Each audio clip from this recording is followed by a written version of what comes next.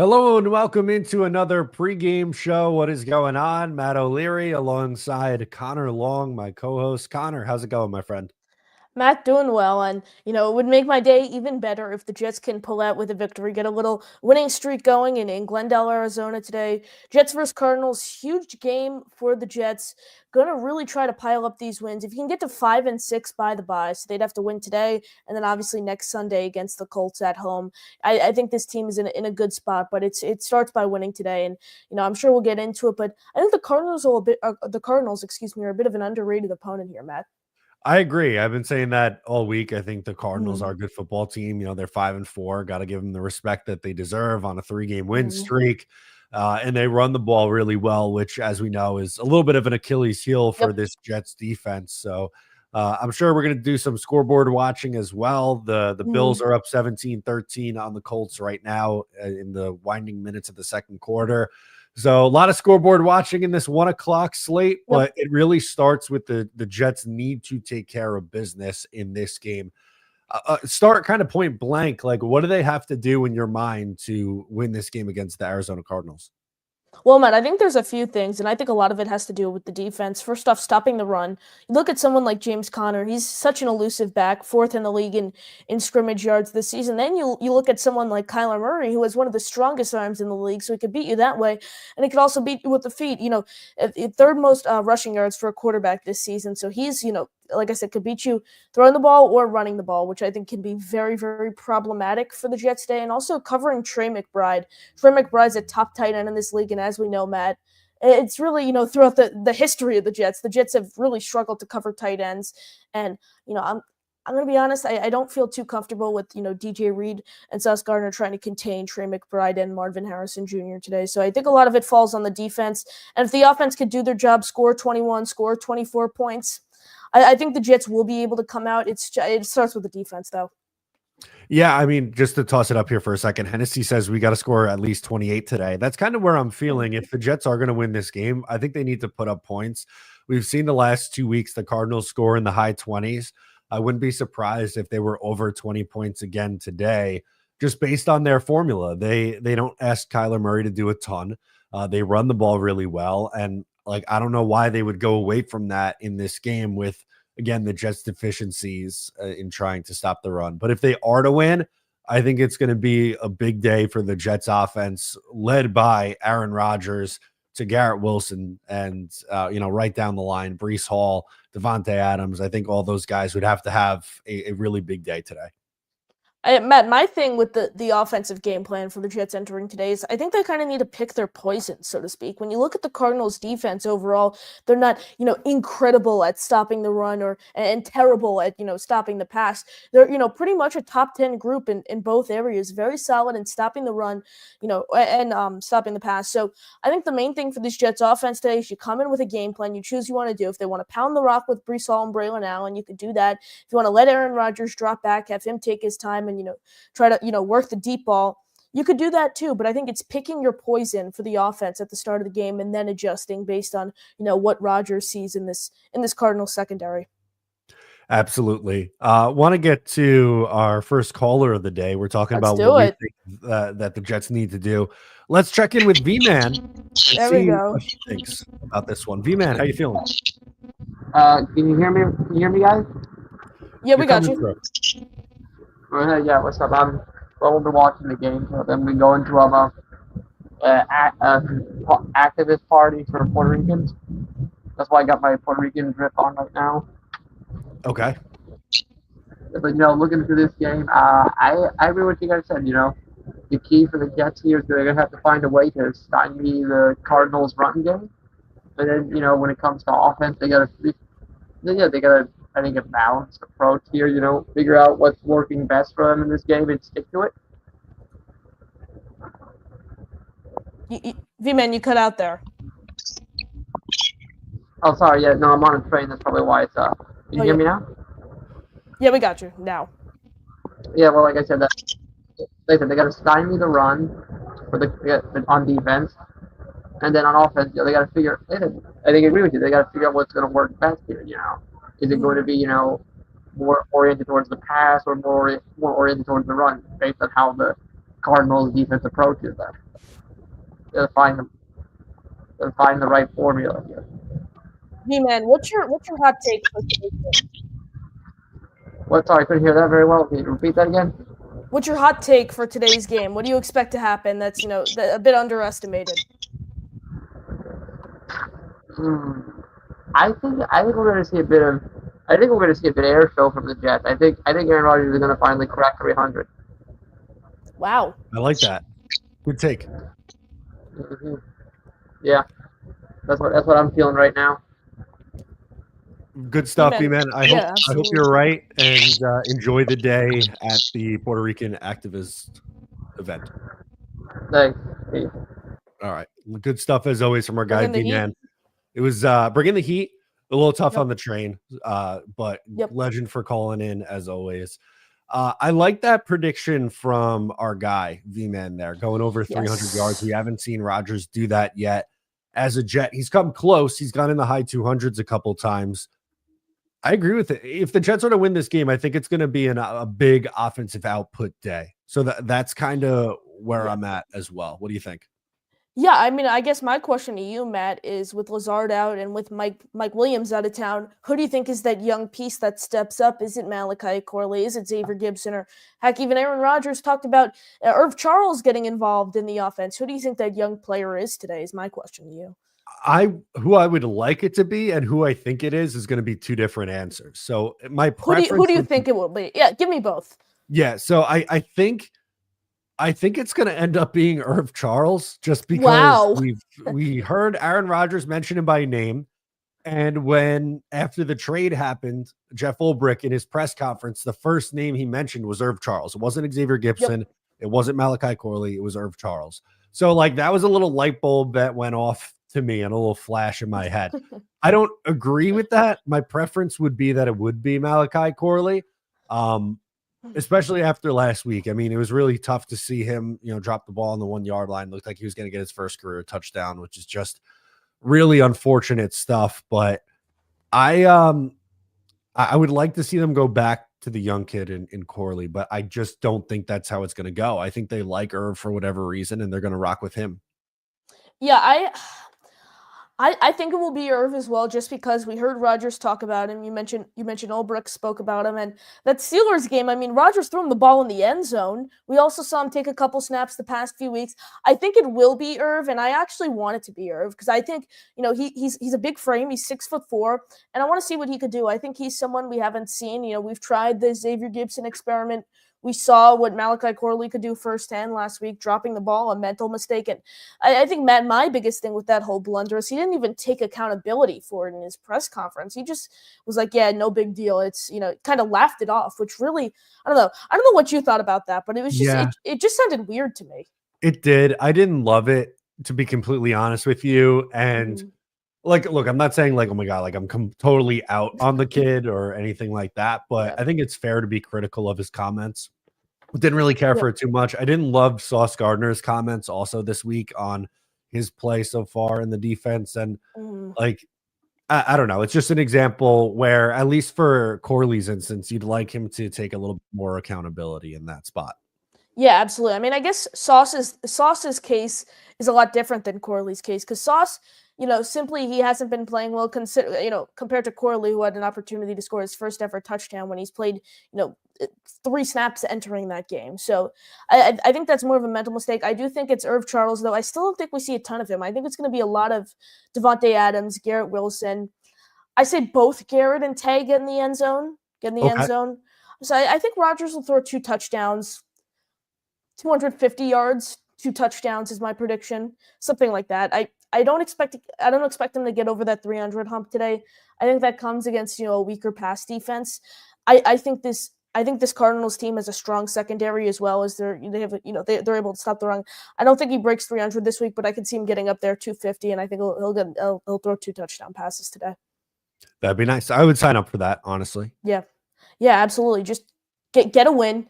Continue to roll with these wins. Get to 5-6 by the bye, and then the rest is history from there. But let's go back to the phone lines. We got our guy Doug on the bed joining the show. Doug, what's going on? How you guys doing? Happy to be here. Have to call in like usual. How are we feeling going into today? What's 19 in the PR? What's that was can I from ask Jake for context? I'm at 19 in Jake Asman's power rankings. Oh yes. Okay. In what caller power rankings? I Yes. missed this. Oh, I forgot to. I didn't even know I was 19 in Jake's power rankings. I got to climb that ladder, but okay. I had a little tiff with Bobby Midnight the other day. He said I suck. So I'm a Bobby guy, but that's harsh. That's too harsh. That's Bobby. Doug's my guy too. He's like, I dug all your takes back. I was like, Bobby, and he's like, oh, you don't call him nearly as much as I do. I was like, Bobby, it's not about the quantity of calls, it's about the quality. Quality. I don't want to get on Bobby's bad side again with the whole butt on a stick thing. So I gotta take you.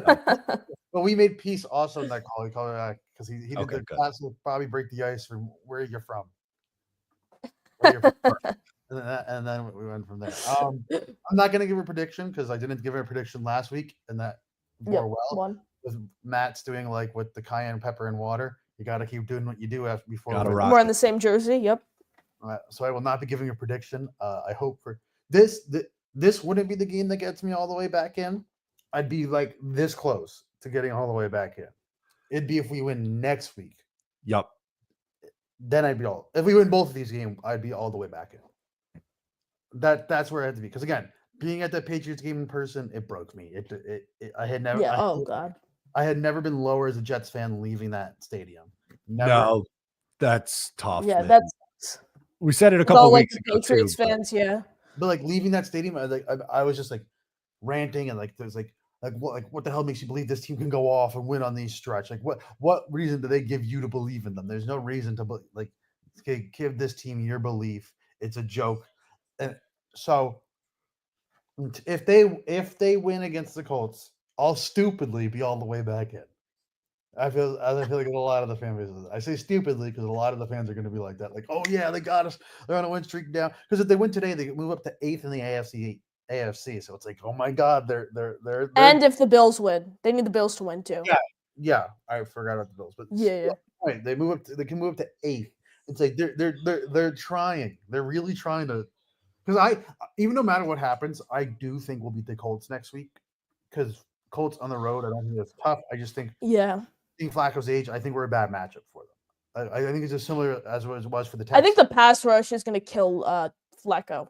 Exactly. Yeah, this week against the Cardinals, in my opinion, is a much tougher matchup for the Jets than the Colts. And I think everyone would say that. Even if it was Anthony Richardson, I would still feel strong against us, the Colts. But even with Flacco, I feel stronger because there's just no factor of mobility. And you see, he's not looking as good as he did last year. Because I don't think the supporting cast he has this year is as good as the supporting cast he had with the Browns. Like that Browns offensive line was incredible, and not to say this Colts the Colts offensive line is bad, but it's not as good as that Browns offensive line was last year. That's true. So I gotta have Quentin Nelson and Ryan Kelly, and like that's their interior is good. I don't know if that's good. Their tackles are. Yeah, I expect McDonald and Reddick to just have a feast. That's getting ahead of myself. I apologize, but yeah, no, I'm not. I would love for an easy win if that's possible, but that's never possible. I saw something. We haven't scored more than 24 points since Trevor Siemian in Week 15 last week. So wow, that's cool. Crazy. That'd be cool if we could do that. Maybe score more than 24 points. I do think because I think the big key though is getting ahead. Yeah, that's what I was gonna say. Get ahead early. Yep. Because you have to let Kyler make Kyler throw the ball and beat you with his growth because that's when he gets into the mistakes and he overthinks things. When they get ahead, they can just rely on their run game, and they do have a good run game, especially with James Conner and the effect of Kyler Murray. So if we can get ahead early and build a good 10-point lead, you'll start feeling comfortable. That's where I think the Cardinals that are good, not really built to come from behind. So if the Jets win the toss, are you taking the ball? It's tough because you would like to go down the field and score, but then also on the other hand, you like the potential for the double dip at the end of the half. Yep. So it's a tough. Because I'd still defend. I'd probably still defer because say you just get a quick 3 and out, then you got a lot of momentum too.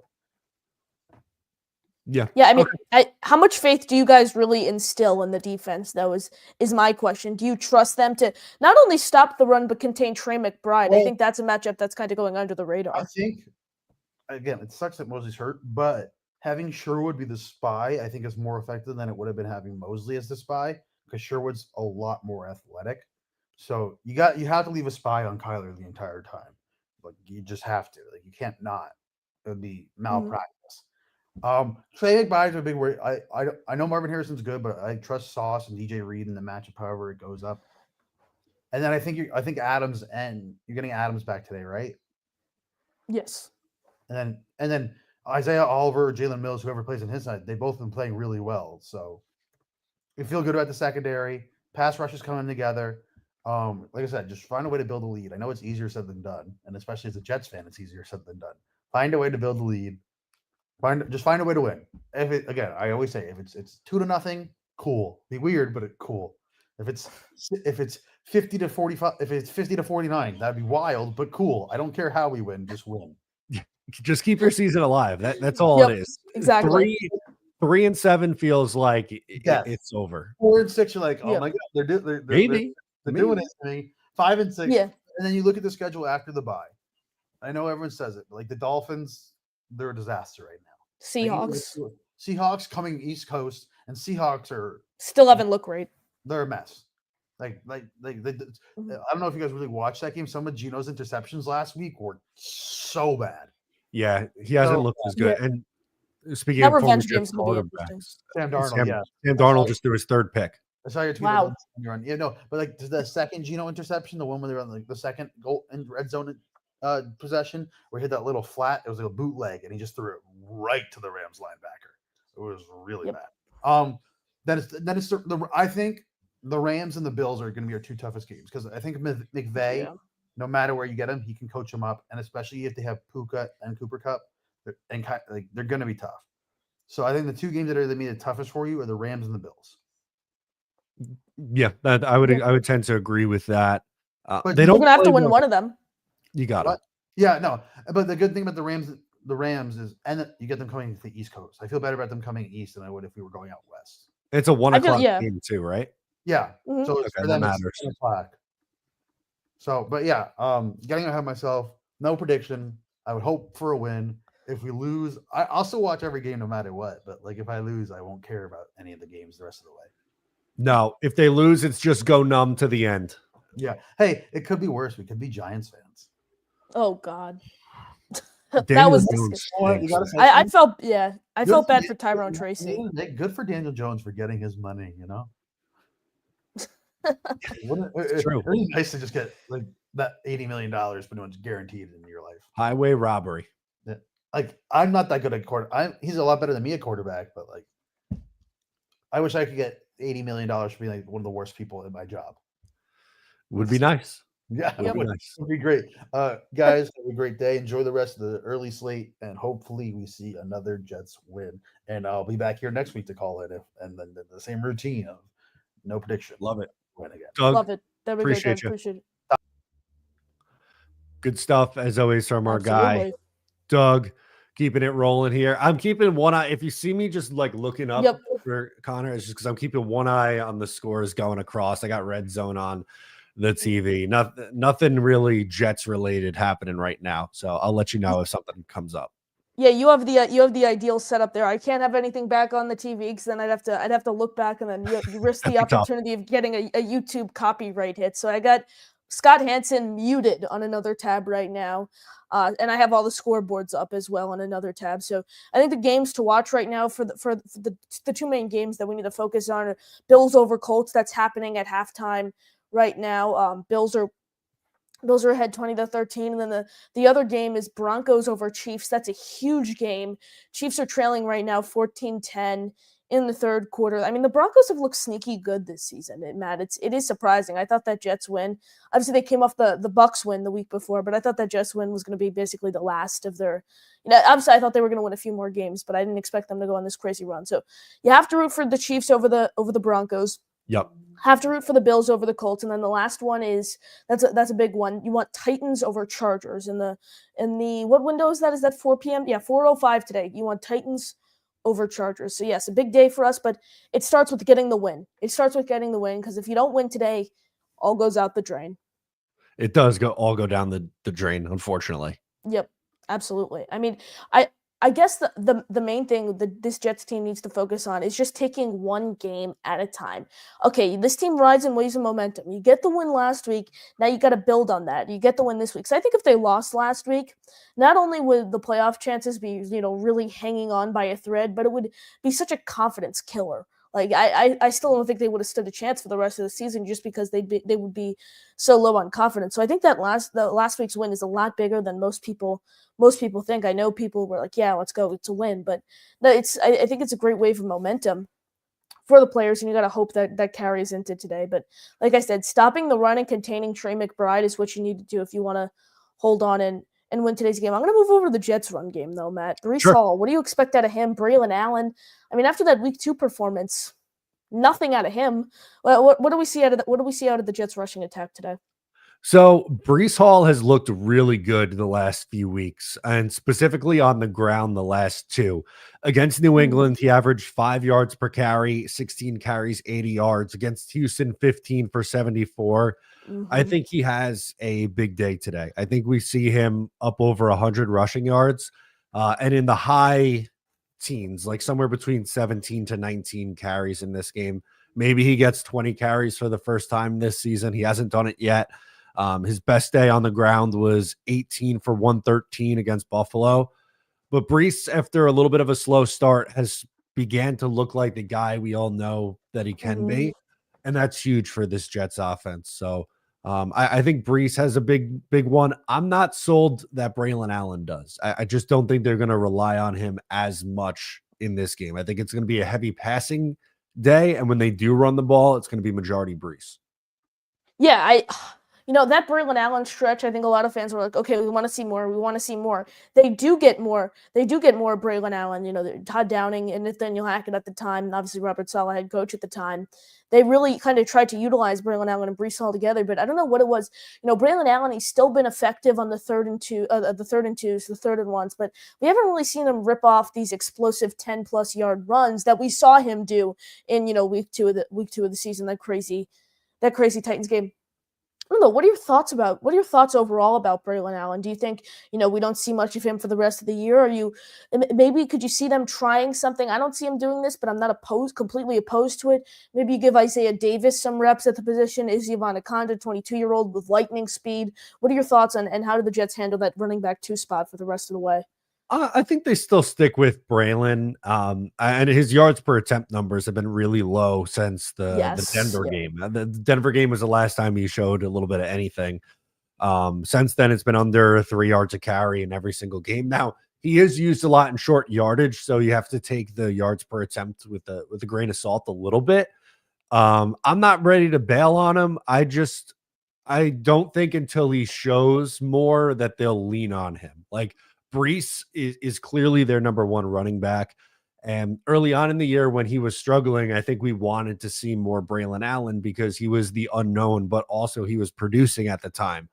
Right now, he's not as productive. So my thought is you lean on Breece Hall until proven otherwise.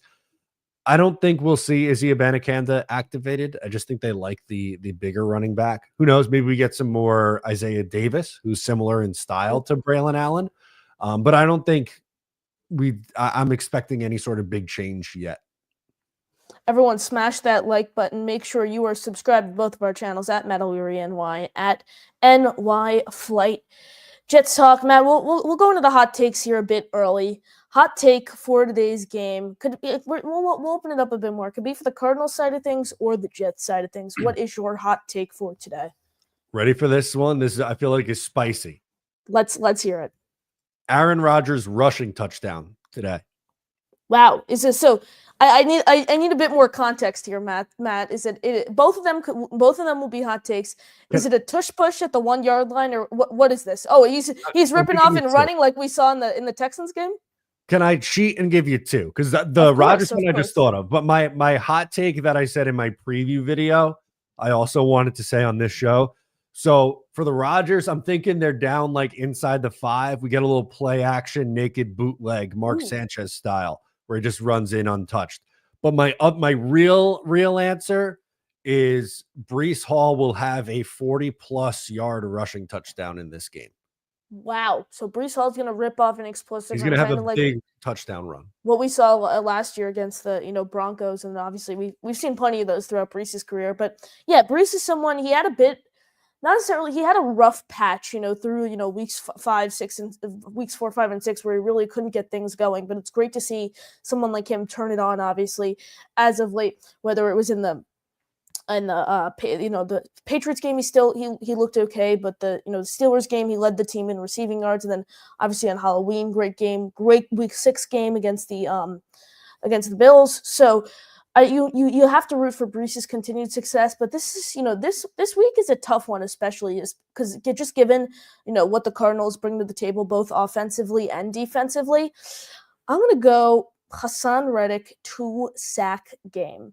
Ooh, okay. Reddick is someone we've seen obviously made his debut 2 weeks ago against the Patriots. Didn't really look too great, and then slowly improved last week. Ulbricht's been saying his development has looked great.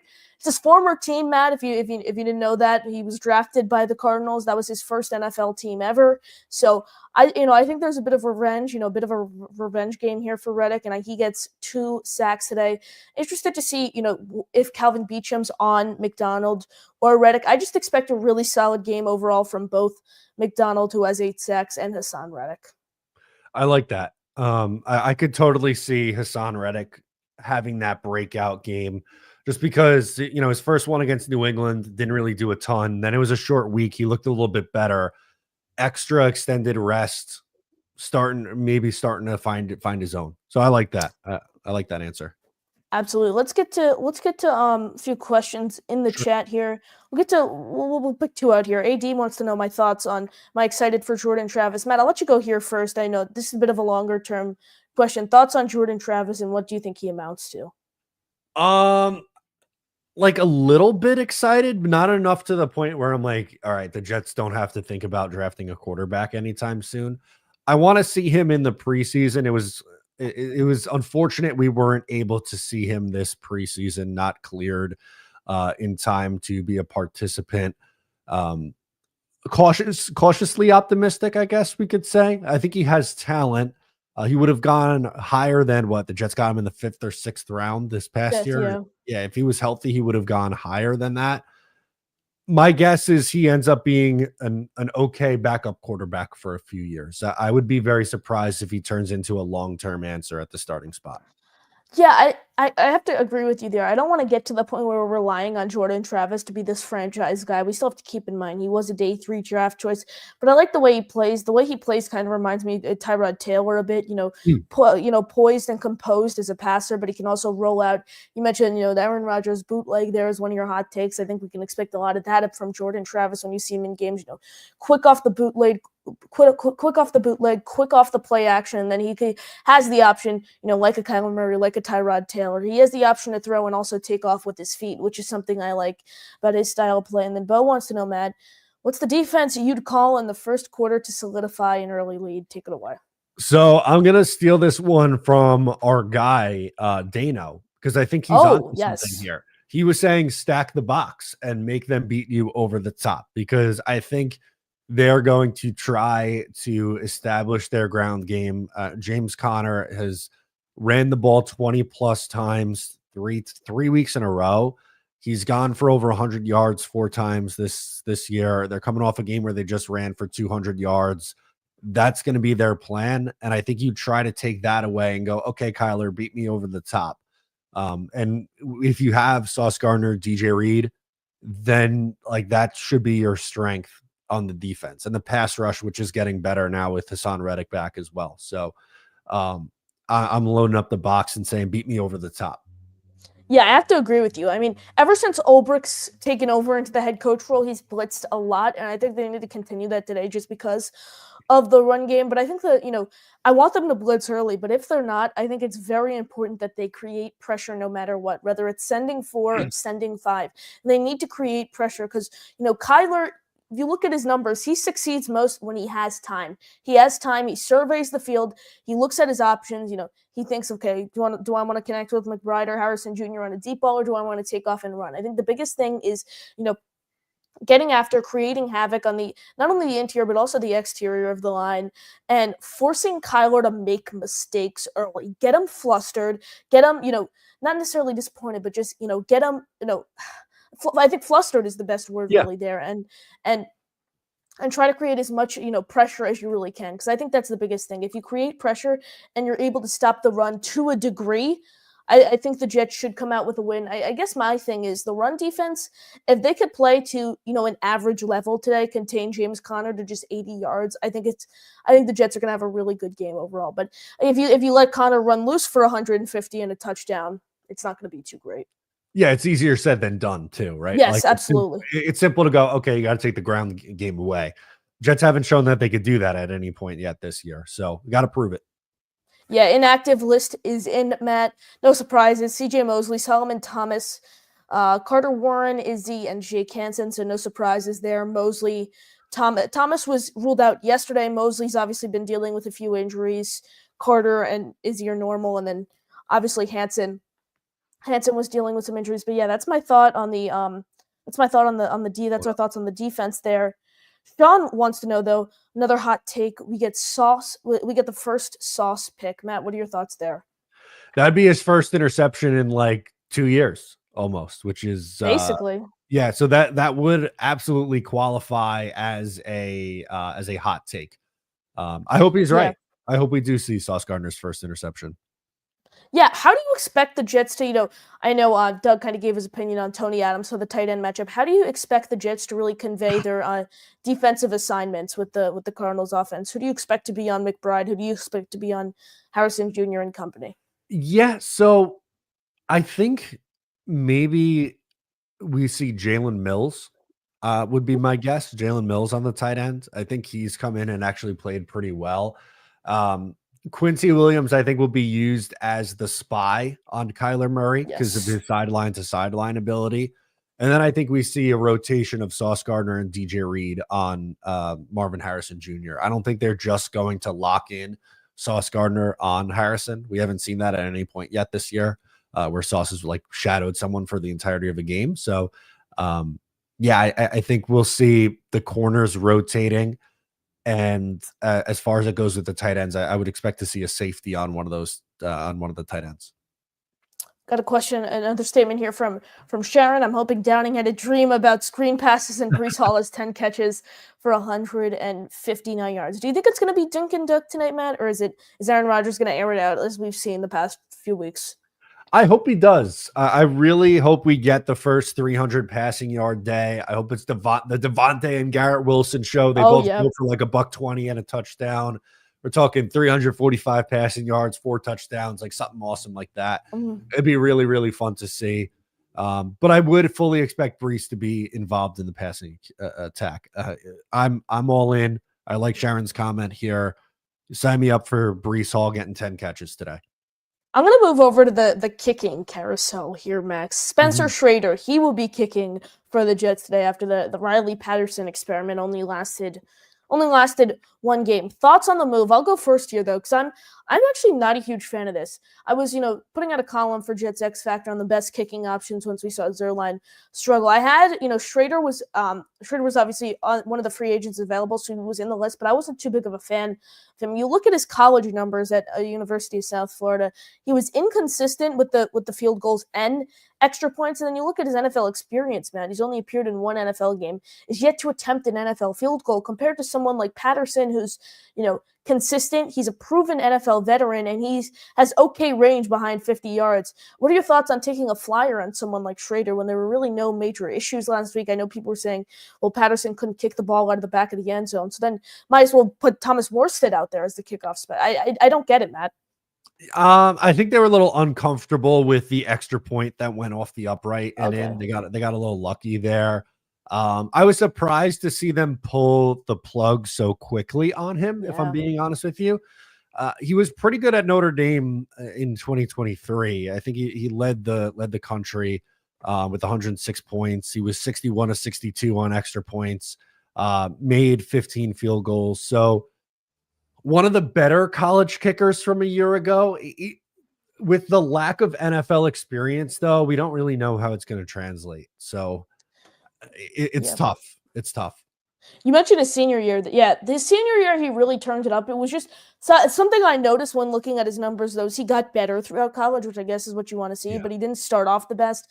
I mean, yeah, his field goals weren't great in his first few years, but I don't know. I'm curious to see how he kicks. It's Anders Carlson was someone who the team signed to the practice squad. I'm surprised they didn't have him kick over Schrader, even though he was just signed a few days ago. Really interesting move there for the Jets, and I still don't see why they do that. But here, the question from Sean: something tells me we will get way too much Xavier Gibson and Irv Charles, and not Corley.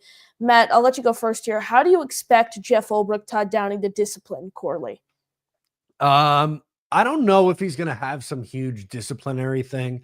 It would just be a slight bit on the surprising side if that was the case for me, because we did see, I know he didn't touch the ball after that play last week, but he was on the field and was a major blocker in this one. I think they're going to lean on Irv Charles because Rodgers called him out by name, and so did the head coach. So Gibson, they seem to really like a lot during training camp. He was the starting slot receiver while Mike Williams was still banged up before Devontae Adams got here. But I just, until proven otherwise, I'm not buying that it's going to be a big Malachi Corley target day, at least. Now, you mentioned Xavier Gibson there, Matt. What do you recommend the Jets do with the punt returns, especially because Gibson seems as if he's almost scared to return these punts? I mean, we're looking and he's calling fair catches when the closest defender is nearly 15 yards away. What do you do if you're the Jets there? Do you give Corley a shot? What happens? I don't think they're all that comfortable with Malachi Corley fielding punts, although I would probably feel better about him at kickoff. I think kickoff's a little bit easier to field than a punt. I'm not saying kickoff returner is easy by any stretch, but just in comparison, easier. So I would make the switch at kick returner before I would punt. But you bring up a good point with Xavier Gibson. Just I feel like he doesn't have confidence. He's fair catching balls where he has a ton of room, and just very inconsistent in that area of his game. So who they would then make the switch to if they were to pull the plug on Gibson, I don't know if I really have an answer for you right now. Sean comes back in. What even happened to Jason Brownlee? He's still here with Lazard on IR. I don't know why I just put him on the roster. Matt, what were your thoughts on Jason Brownlee? We saw him a bit, had a touchdown week 17 last year. Okay, during the preseason, he's a practice squad guy right now. Is he someone you could see elevated in the coming weeks? Because keep in mind with this Lazard injury, it's 4 games, not 4 weeks. So the Jets' bye week in 2 weeks does not count as a game. So he missed last week, which is one game. He'll miss today, which is 2 games. He'll miss next week, which is 3 games, and then the bye, and then he'll have to miss the Seahawks game until he fully returns. So it's going to be a little while till we see Allen Lazard out on the field. What do you think the Jets do? Is this the core you see them riding with? Yeah, I think so. Now my preference, I like Brownlee as a receiver more than Irv Charles, to be honest with you. And honestly, maybe even more than Xavier Gibson, but I don't think we saw at any point in training camp or the preseason where you were like, oh my God, like Brownlee has to be on the field. There's no way they could take him off. Like he just didn't do enough to earn a spot. So I know some of these other guys haven't been playing up to par, and we're not really at practice every day, so it's hard to see what they're doing behind the scenes, but I just don't think he showed enough where you're like, okay, we absolutely have to get this guy out there and on the field, because he doesn't really give you a whole lot on special teams either. Yeah, it's if they were to, he kind of reminds me of Irv Charles a bit to an extent, just given the frame. Obviously, he doesn't play special teams, but what they bring to the table offensively, he's going to be a big body who you're going to use for the contested catches. But I see what you're thinking there, Sean, and it's a great thought because you're kind of comparing, well, okay, if Allen Lazard's out, why not bring in someone who kind of plays a similar skill set as Lazard to come up and replace him? But I think Irv Charles is that guy, not only because, what you mentioned, Matt, Rodgers talking about him, Ulbrich talking about him, but the frame that he brings to the table. Yeah, that's a little bit different too, and it'll allow the Jets to get Devontae Adams and Garrett Wilson in the slot, because if you do play Corley or Gibson, with both of their sizes, neither one of those guys can really play on the outside. So you're kind of limiting what you could do in the offense. Yeah, absolutely. I completely agree here, and Matt. We're just about to we just passed the the 40-minute mark here on the show. We're about little over an hour away from game time. You want to share our final score predictions for today's game? Sure. Absolutely. I picked the Jets to lose last week. They won. So I'm going to stay on that trend. I think the Jets can win this game. I really do. But I think the rushing attack of Arizona is going to be a bit of a problem. I got it 21-17 Cardinals. 21-17 Cardinals. So you see the Jets scoring only 17 points today. That's interesting. I have more of a a shootout, so to speak, in terms of higher scoring game. I'm gonna go Cardinals 31, Jets 24. I have the Cardinals coming out. They're gonna win by a touchdown. I think that's at least what I'm predicting. I hope the Jets win. Let's make that clear. I hope the Jets win. I want them to win. I want them to go on this historic run and make the playoffs. It's an away game. If they're able to stop the run, I see a path for them to win. But just given what I saw the first few weeks, they need to show me more until I'm fully back on the train. I think my thing is they need to get to 500. 6 and maybe even 5-6 will get me in. But if they get to 6-6, I'm fully back in on this team.